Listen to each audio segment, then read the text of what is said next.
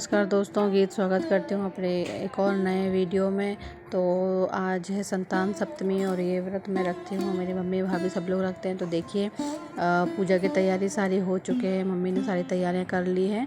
तो यहाँ पे हम पूजा करने वाले हैं, ये पूजा वाला कमरा है। तो ये देखिए यहाँ पे सब कुछ तैयारी हो चुकी है। पंडित जी अभी नहीं आए हैं, पंडित जी जब आएंगे तो वो कथा करके और आरती करा के चले जाते हैं, क्योंकि बहुत सारी जगह उनको जाना रहता है। और इस पूजा में देखिए ये चांदी की चूड़ी भी लगती है। तो ये मेरी चूड़ी है, डिज़ाइन वाली चूड़ी ली है मैंने इस बार। और मम्मी ने भी मेरी चूड़ी ली है। तो ये चूड़ियाँ उसमें रखी जाती हैं पूजा में, फिर बाद में कच्चे दूध में इसको भिगोकर फिर इसको पहनी जाती है। संतान सप्तमी का व्रत अपने बच्चों के लिए रखा जाता है। और देखिए ये सुनार की दुकान से मुझे इस बार इस टाइप का ये पर्स मिला है।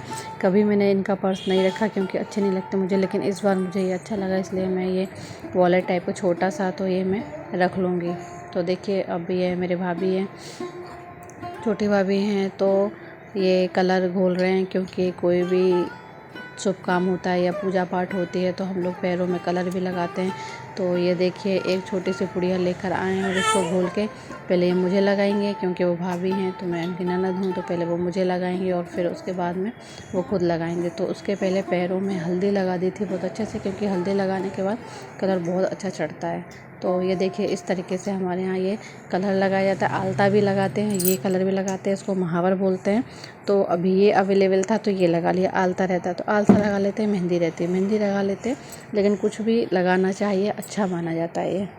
इस बार तो दोस्तों जब कुंभ लगा था प्रयागराज में, तो उधर पे भी मैंने देखा था कि 2 लेडीज़ बैठी हुई थी ये वाला कलर लेकर और हल्दी लेकर। और बहुत सारी लेडीज़ जो भी उधर से निकल रही थी वो लोग 10-10 रुपये या 20-20 रुपये में ये रंग लगा रहे थे पैरों में, और लोग लगवा भी रहे थे।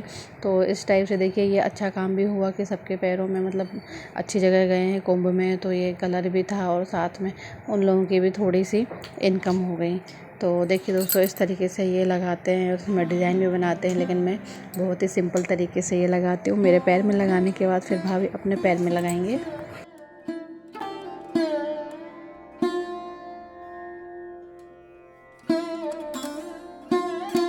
देखिए दोस्तों मेरे पैरों में ये जो कलर है वो लग चुका है। अब है भाभी की बारी, तो अब वो अपने पैरों में लगाएंगे। साथ में उनकी बेटी यहाँ पर बैठी हुई है और एक ये दूसरी यहाँ पर घूम रही है और ये कलर लगा रहे हैं यहाँ पर बैठकर।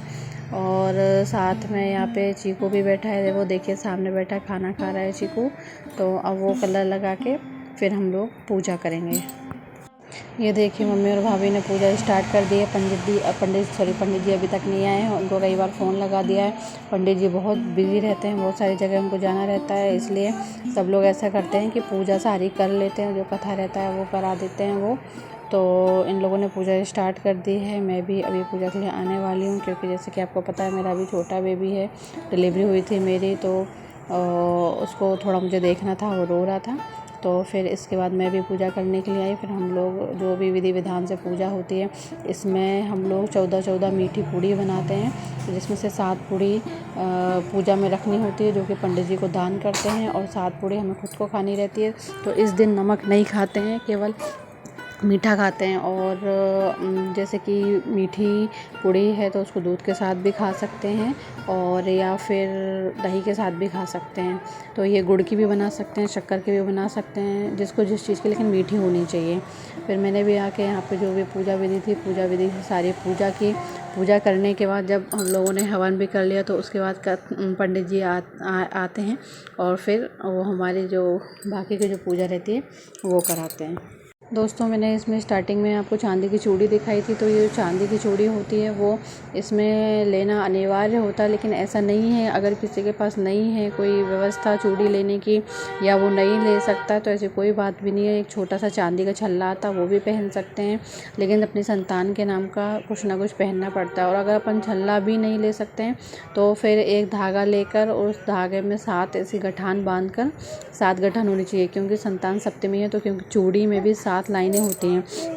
अब धागे में तो हम लाइन नहीं बना सकते, तो उसमें हम ऐसे गठान बांध देते हैं और फिर उसको रख के पूजा कर लेते हैं और फिर पहनते हैं। तो ये देखिए दोस्तों पंडित जी भी आ गए हैं, वो अपनी कथा पढ़ रहे हैं और कथा और इस बार तो गाइस ऐसा हुआ, जब कथा हो रही थी बीच में कभी किसी का फ़ोन आ रहा, कभी किसी का फ़ोन आ रहा। बच्चे भी बहुत परेशान कर रहे थे, अच्छे से कथा भी नहीं सुननी थी मुझे।